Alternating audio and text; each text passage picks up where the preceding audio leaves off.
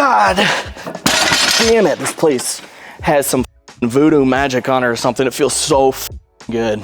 So I actually have a big list on my phone in my notes, bucket list gyms that I want to visit and train at before I can't anymore. This is up there, clearly. This is Dave Raymond, also known as Dump Truck Dave, the most handsome man under 200 pounds. Today I'm at elitefts. We're gonna do some SSB squats as well as some low pause deadlifts. What's the first thing you think of when you come up to the bar to get ready to squat? Dude, I am probably the most chill, nonchalant powerlifter there is. I'm gonna be out of breath this entire time. Zero cardio. But like, especially on the meat, in meat settings, I'll walk up to the bar and it's just squatting. It's just lifting weights, and there's not a whole lot that rolls through your mind, at least mine. When I get up on the platform, you just kind of go dark, and it's just like, here we go. Yeah. It's like another training day almost. I have noticed, like, on a few of the bigger weights, like when I get into a meet setting, if I got a pretty big squat on there, or I know I do, I'll talk to it a little bit. I'll get up there and I'll be like, you're mine, motherfucker. I'm gonna own your, just kind of talk to it a bit, tell it you're mine today, and you will not defeat me.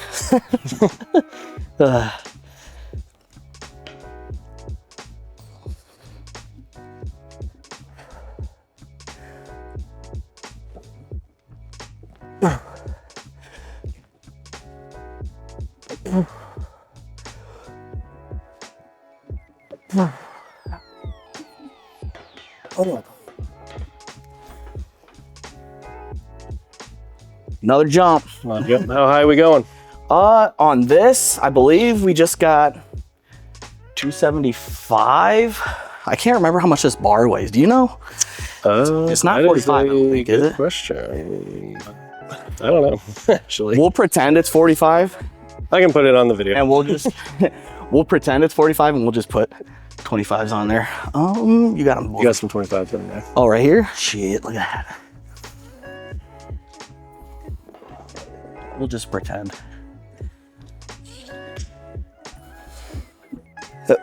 Yeah, I usually keep my warm-ups pretty chill before I start hitting my working sets. What are we working up to today? I've got just 275 on SSB. I think 3 sets of 8. And for deadlifts, I believe 485. This is kind of like an accessory day. I am in a meet prep right now, so my heavier days are going to be on the weekends, on Saturday. On Saturday for my squat and my deadlift.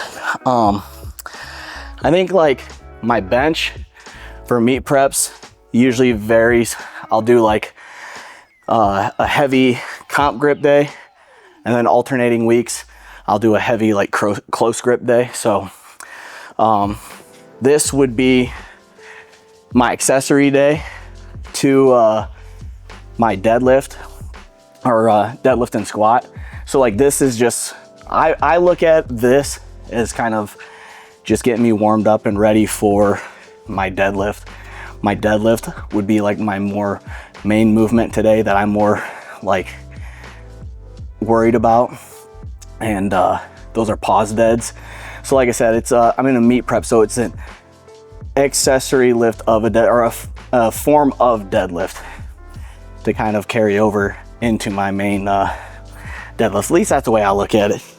I feel like people overcomplicate training so much, right? And they're like, oh, I'm doing this for this reason, and I'm doing this for that reason. I'm like, dude, I'm just showing up and doing it, I suppose.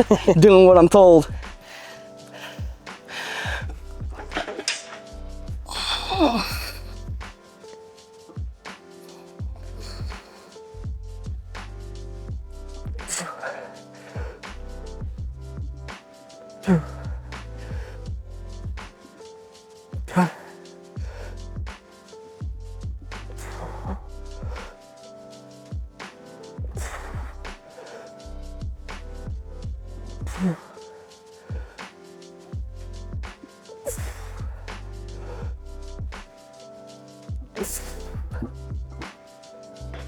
Ooh. Solid, looks smooth. I should have ate a bigger breakfast today. Like if you're on a time crunch and you have to skip the warm up, like is there anything you keep in mind? Like, So this happens actually pretty often. It sounds bad, but you know, I got kids and stuff, man. So I might get off at a time where I'm like, shit, I'm pressing. You know, this is real world problems, right? I might get off at a time where I'm like, oh shit, I gotta go pick my kids up in like X amount of time. I'm not, you know, if I add a half hour of warm-ups in here, I'm not gonna be able to, you know, I'm gonna be late. Or, you know, there's been days, this I don't like to do often, but there's been days where like, I'll start a training session, I'll get the main movements done, then I need to maybe go pick up my kids from school and then go back to the gym and do like accessory stuff. It kind of sucks ramping back up. It's not ideal, but like in a hobby sport like this, you just do what you got to do. We're not getting paid for this stuff. I'm not a bodybuilder. I'm not making millions in endorsements and, you know, Mr. Olympia stuff. So real world problems arise, and we just kind of adapt my training days to it, and that's that. I think a lot of people take training, I think it's nice to take training serious, but I think there's like definitely a lot more that people can get away with, that they're maybe not, you know, thinking about. Could be wrong, but who knows? Maybe that's the reason why I'm fucking second in everything. Maybe that's what's missing. But no, I have fun. I don't take this shit too seriously. I take it as serious as it has to be. Dude, these clips are what's up. What the fuck? These are cool. What the hell is this? Look I'm learning new things. Yeah, you learn a lot here. Dude, how the fuck do these work? I honestly, you know? You gotta pull this in? You make me look like an idiot on here. I mean, I don't know how to do it either. I get on the platform, man, and I just kind of, it's like, here we go. time to lift. And that's been, I can't say that I've been like that my entire powerlifting career. I think at first, before I had a family, I did take powerlifting pretty serious, and that was like, you know, I breathe and eat, you know, nothing but powerlifting. Just everything was powerlifting me. Every day I'd come home from work, I'd start watching YouTube videos on how to train, how to do this, how to do that. And I had some pretty good mentors that I gravitated towards. Who were some of the ones? Really fast. So early on in my powerlifting career, I got hooked up with Dan Bell. He was kind of in the area doing the same meets and stuff, and we hit it off really quick, and he helped me with a lot of stuff. It was a good mentor to have, and then through that, I met a bunch of other people too. It was great.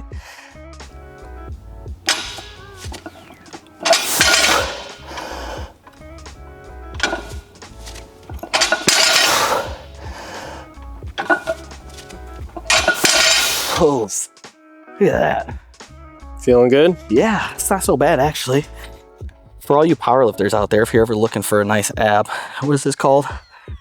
The bar, or load the bar. Bar is loaded. That's a perfect app. Oh, dude, it's great. I'm horrible at math. Dude, what is this thing called? Bar is loaded. Bar is loaded. You've got different barbells you can choose, squat bar, any machine you want to put in there. You go to reverse, and now I can add plates, and it tells me how many pounds it is. It's perfect. That is unreal. I noticed you stand sumo. Is that how you've always preferred? Or? So when I first, you know what's crazy, man? It's like, I feel like as we get further along in our not just powerlifting, but like as gym goers, you kind of go through these phases and evolve. This is what I've noticed. And so like I very much went through the sumo's gay. I'll never pull sumo in my life, you know, whatever. So I started originally pulling conventional. I never did a meet conventional because before, so despite as much shit as I talk, there are some method to the madness sometimes. I do kind of think some things out. And before I started powerlifting, I wanted to make sure that it was something that I wanted to do. So I had a buddy that was getting into it. I'll probably talk about him on the podcast because I owe a lot of I owe a lot to that kid. And I ultimately trained trained like a powerlifter for I think a year before I even stepped onto a platform. So like I said, a little bit of method to the madness. I didn't want to just dive headfirst into it. I wanted to make sure that it was something I wanted to do. So with that being said, originally I had started pulling conventional. I got pretty proficient at it. And then I was like, you know what? This just doesn't feel right. It's just not, something doesn't feel right. I started pulling, like I said, I owe a lot to that kid. So we started thinking, this is like way back in 2014. We started thinking, okay, proportions, what's right for my body. He says, you ever tried sumo? I said, absolutely not, that's gay. So I'm not trying sumo, but I did. And when I pulled, the first day that I pulled sumo, I pulled a PR and it felt good, much better than conventional. And I was like, holy shit, this is something that I have to do, I think. And so I just kind of rolled from there, and little by little, my sumo got a lot more proficient. Now it's just kind of getting proficient at holding a bar because I've been pulling hook for the past few years. But yeah, now it's just, that's how it started, and it feels good. Now so we're here. I do it. Yeah. Don't hate on me. Yes, I'm gonna throw straps on. I use straps, it's fine. I use straps because one, I really don't have too good of grip strength. It's one of my big Achilles heel. But also, if I pull, like in training, if I have to pull multiple reps of things, then I will, I'll throw straps, because I'm not gonna pull hook for like, as silly as it sounds, I had in the past, but I'm not gonna pull hook 3 to 5 reps, and especially not here, making like as big of a jump as I have. If I'm gonna pull hook, I'll usually try and condition it a little bit more leading into, and I'll start doing it on some of my little like lower sets. Maybe I'm shooting myself in the foot, maybe I'm not, who knows.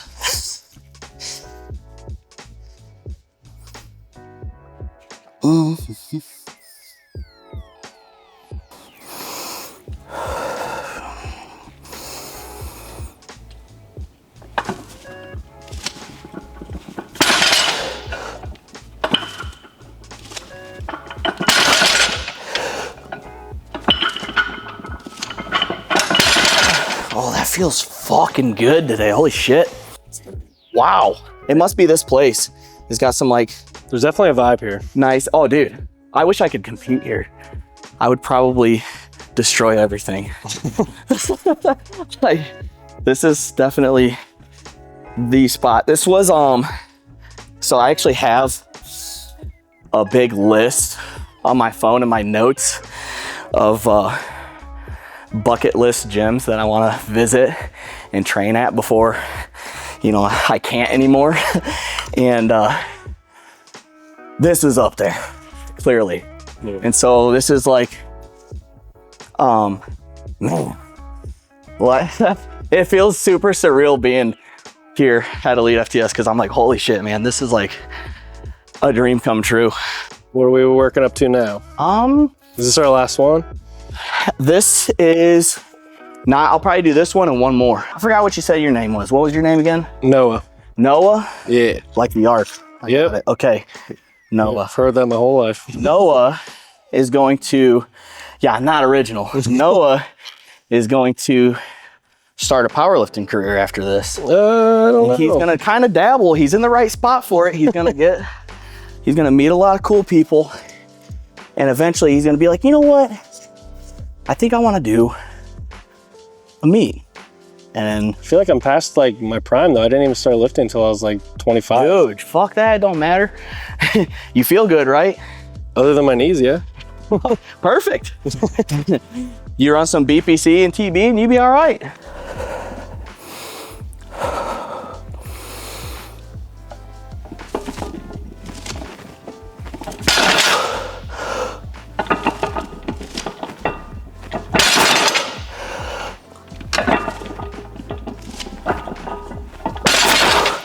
Oh, I had a fart so bad. You make it look effortless. Oh, dude. No belt, anything, man. No. Dude, so that's another thing. Like, when I started powerlifting, clearly I was doing all this. And then I have such a short torso, like really short. And I was putting my lever belt on, you know, just your run-of-the-mill lever belt, and it would just hurt so bad. And I was like, God, I gotta fucking change something, man. Like, I felt every time I would put my belt on when I deadlift, I felt restricted.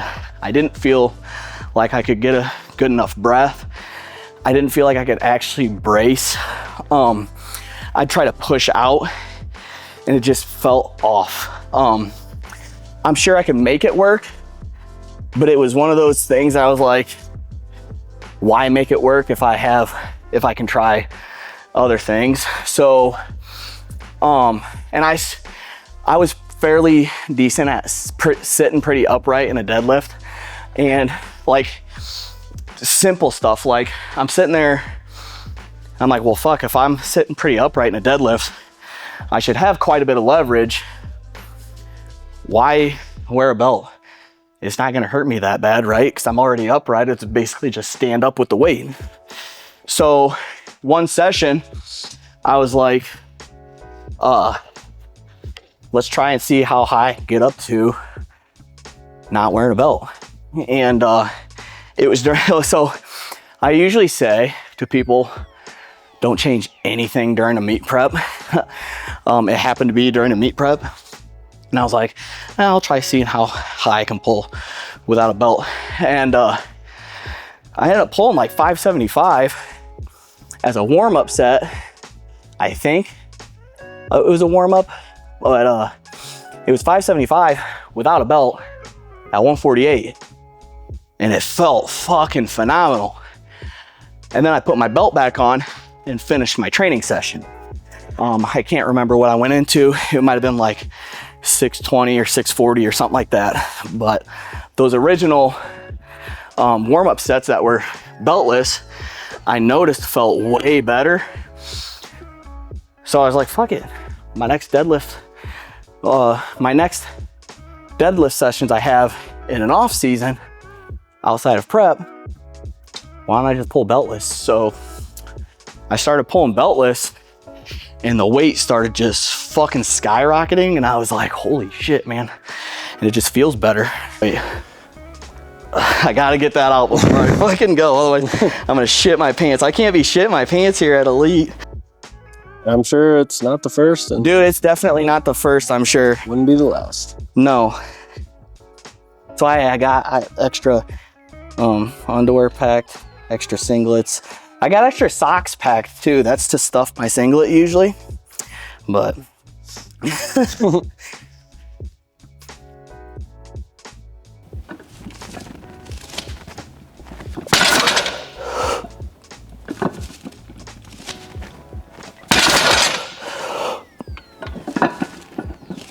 God damn it, this place has some fucking voodoo magic on it or something. It feels so fucking good. I feel like I can pull 800 today. No, I'm just Beltless. beltless. Yeah. I think my highest. So like, I always like when people are like, I'll pull this beltless, even though that's the way that they pull anyways. So I don't ever like, I try not to. So I feel like it's real douchey. It's like, I pull this beltless. But why claim that? Because that's the way I pull anyways. Right. But I think this past year, let's see, I competed at the Power Surge in September. And, you know, you always have a meet and then you're like, let's see what we can do. It's like that post meet, like, let's go have some fun. And, Post meet clarity. right, post meet clarity. I love that. And I strapped up, you know, I strapped on and fucking pulled 770 beltless, but that's the way I pull anyway. So it's like, fuck it.